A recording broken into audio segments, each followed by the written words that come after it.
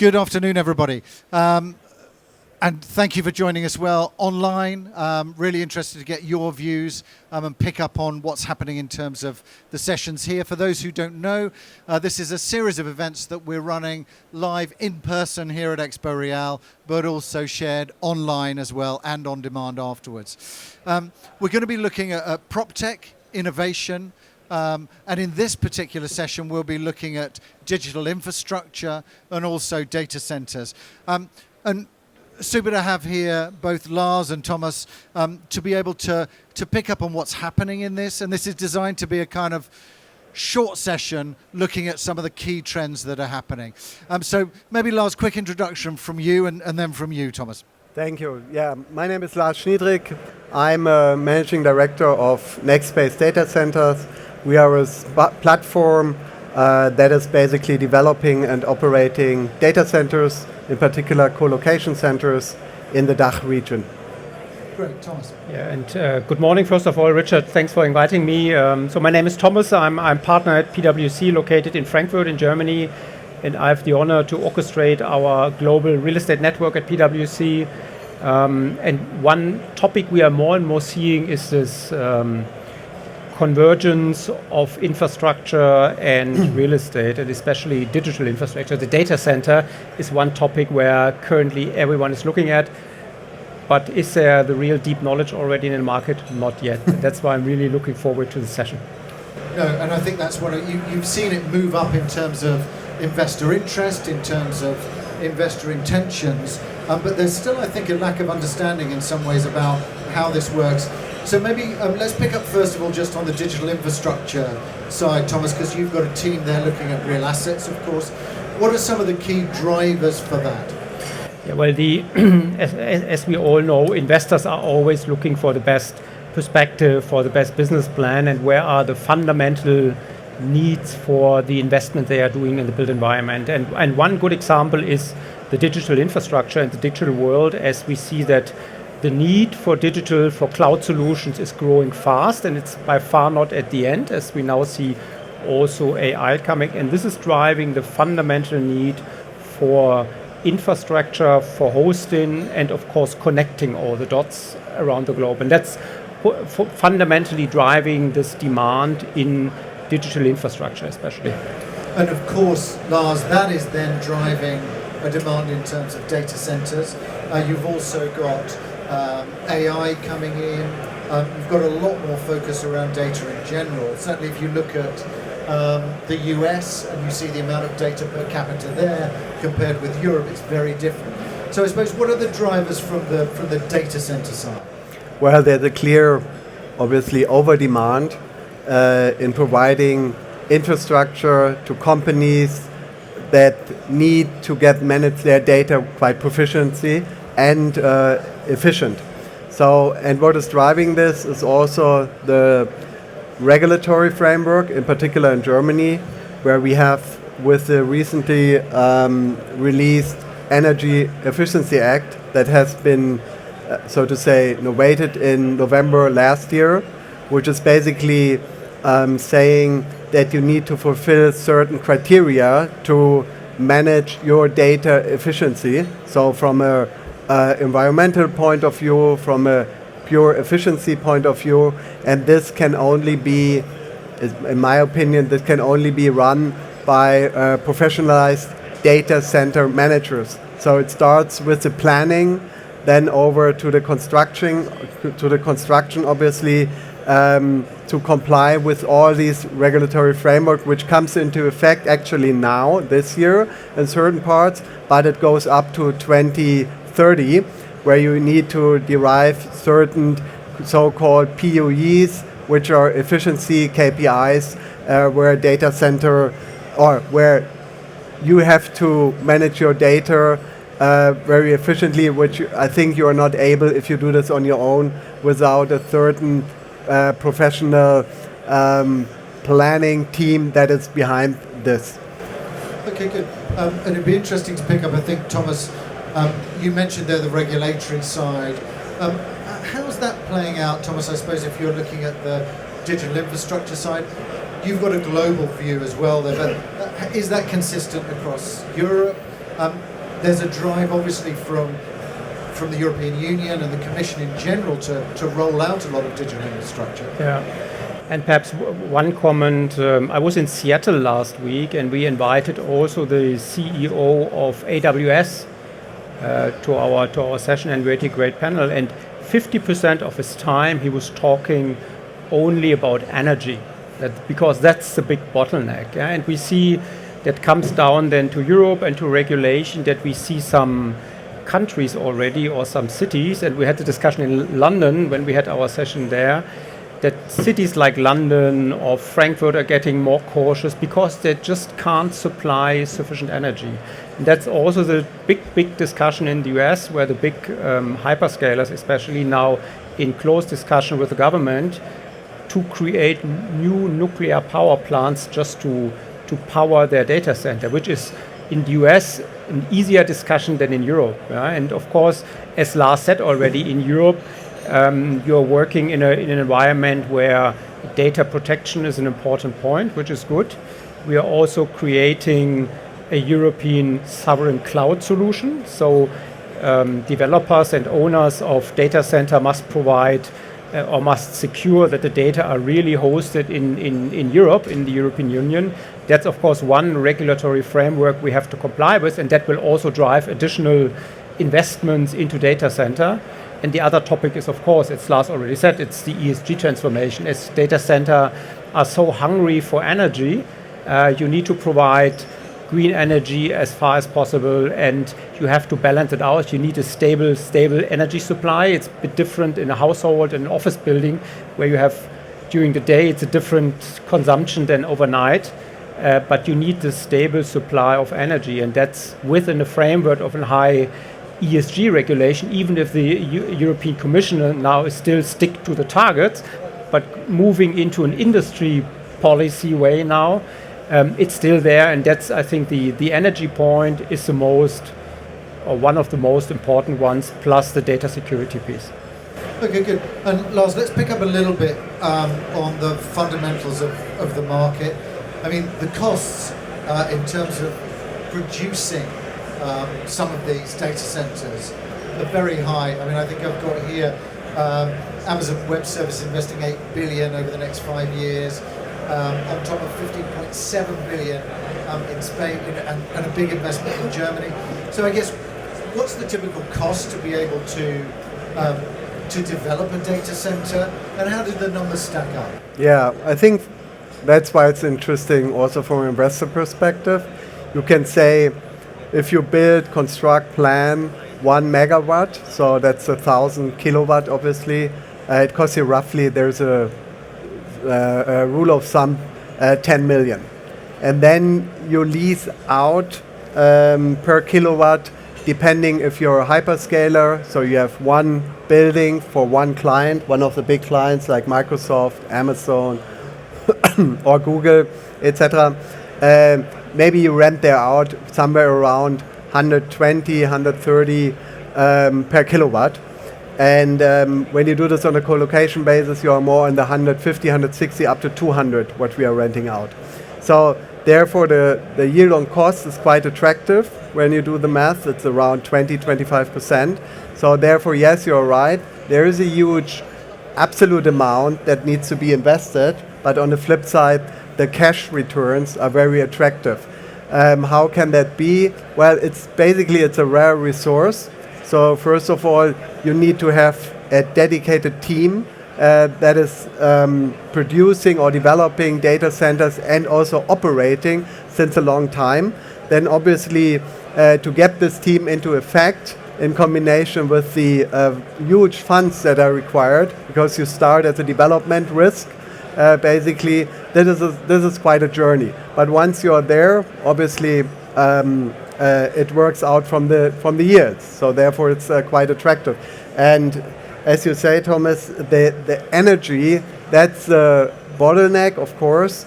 And this is exactly where the Energy Efficiency Act goes into, because it provides you that you need to have, for instance, 100% from next year onwards.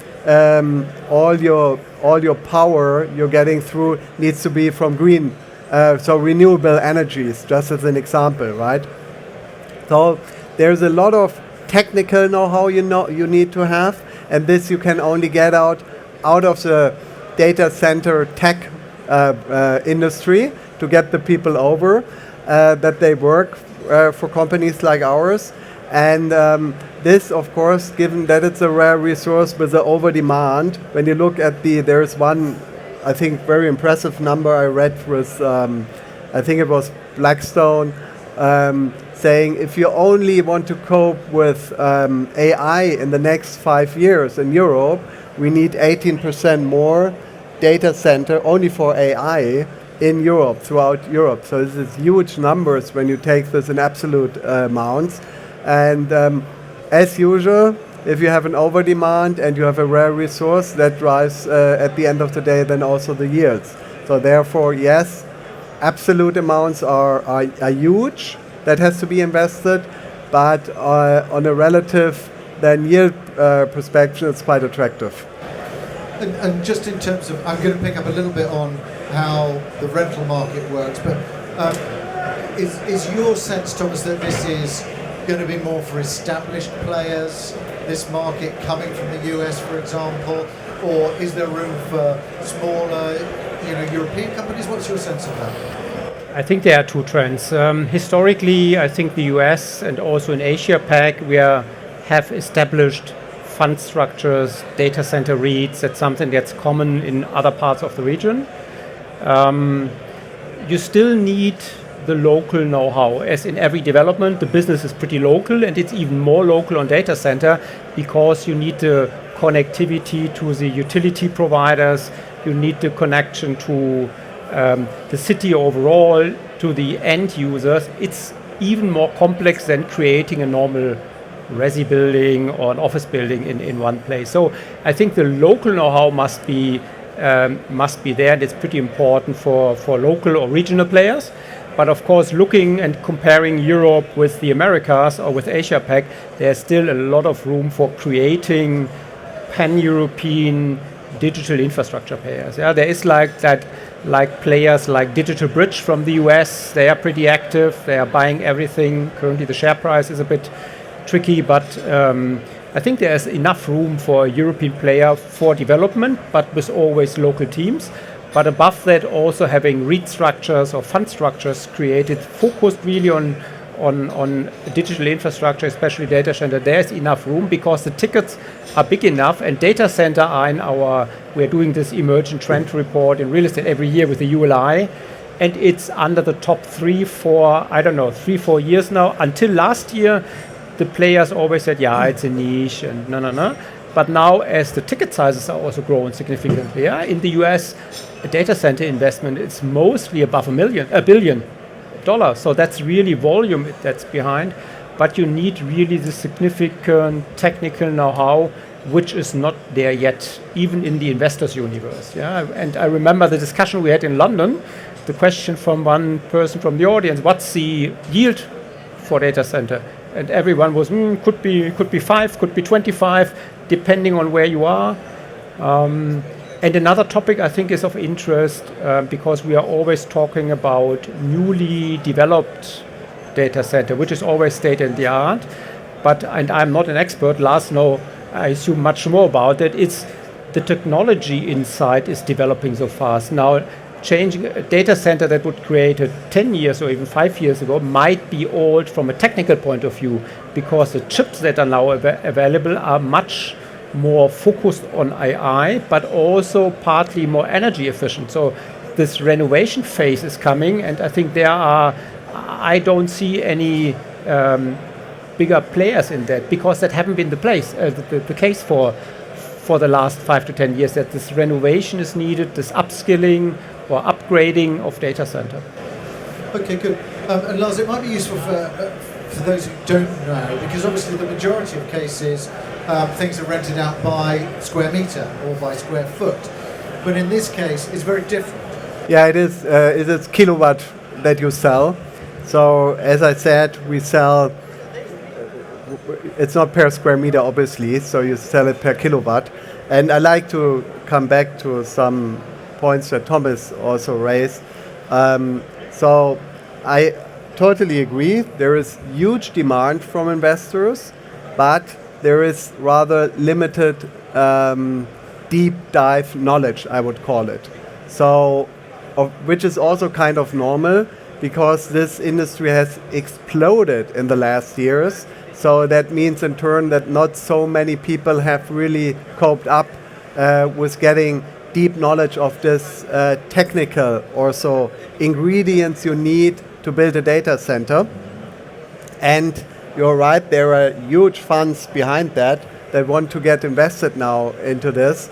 And this will be, I think it's a huge opportunity to go forward because you just have to, as a fund or an investor, you just have to invest into these teams now to get this knowledge up. You see this also with the banks.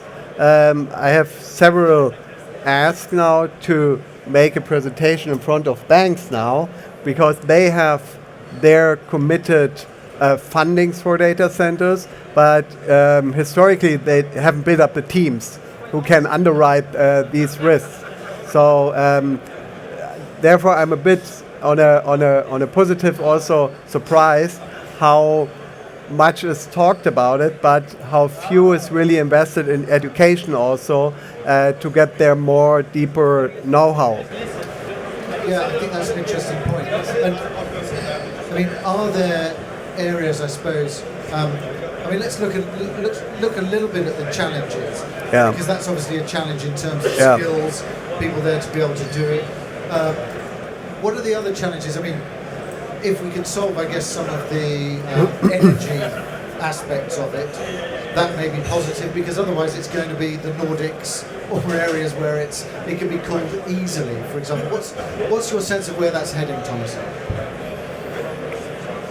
Yeah, I think it's moving in the right direction. We have seen the upskilling, the need, the fundamental need, and yes, we have to balance the energy piece out. Yeah, that's, of course, we have more green energy in the Nordics where it is easier, but then you're not close enough to the demand side, and then you are losing a bit of seconds if you are too far away in the Nordics. So my guess is for the further development there will be, and I think every state, every region should be in a good position to provide its own digital infrastructure. Yeah, that's so. If we are talking about Germany or other countries, there should be a clear view. Yes, one step is within the European Union, but in every territory, and Germany is still far behind. Yeah, we are still lagging of digital infrastructure here. There's so many investment, the cables, the data center itself. So there is so much to do, and we have seen some providers in a critical phase because the final end demand was not there. The households were not asking for or were not using this digital cable, the infrastructure. That's still the case, but it's a question of time to me. Okay, good. And Lars, just from your point of view, there's obviously a lot of focus in the market around the hyperscalers as a main element of that. Less focus on the smaller data centers. I suppose, where do you see the opportunities? How do they compare in terms of the investment opportunity? Yeah, so it's a bit like in real estate. If you build one property for one tenant, usually you get a bit less margin. And in data center, it's pretty the same. So that means, of course, if you build one building, one data center for several tenants, it's a bit more work intensive. And usually if you work more, you get a bit better margin. That's a reality in life. However, in this particular case, I think we have to come back to this Energy Efficiency Act. So if you are an MD or a board member, C-level, of a medium-sized company, then you always will ask your question, what I'm doing with my data. Am I managing them in my office space? Then it will be very difficult. I would say it's impossible to comply with the Energy Efficiency Act because you need to measure, you need to report, you need your power from renewable energies. All these things come together where I think it's more cost neutral if you put this to a specific data center operator, basically. And coming back to your question, yes, margins are higher in this smaller colocation case than for hyperscalers. But of course, on the hyperscaler side, you have a bit less risk, right? Because you rent this out before you build it, usually at one of the big five, like Amazon, Google, Microsoft, etc. And then you have a bit less risk, therefore you have a bit less return, right? But the market, in particular in Germany and I think in the European countries, because this is a EU directive that is already anticipated in Germany with the Energy Efficiency Act, the market will definitely be huge based on this Energy Efficiency Act, because every medium-sized company and also larger companies have now to solve the problem. Are they managing their data in-house, or to make it more professional and to comply with all the Energy Efficiency Act? Do we give this data management to a specialized firm and nothing else? We are. Okay, good. I'm going to, at this stage, I'm just going to introduce Martin as well for us here. And we're going to look a little bit at the AI side, data, innovation,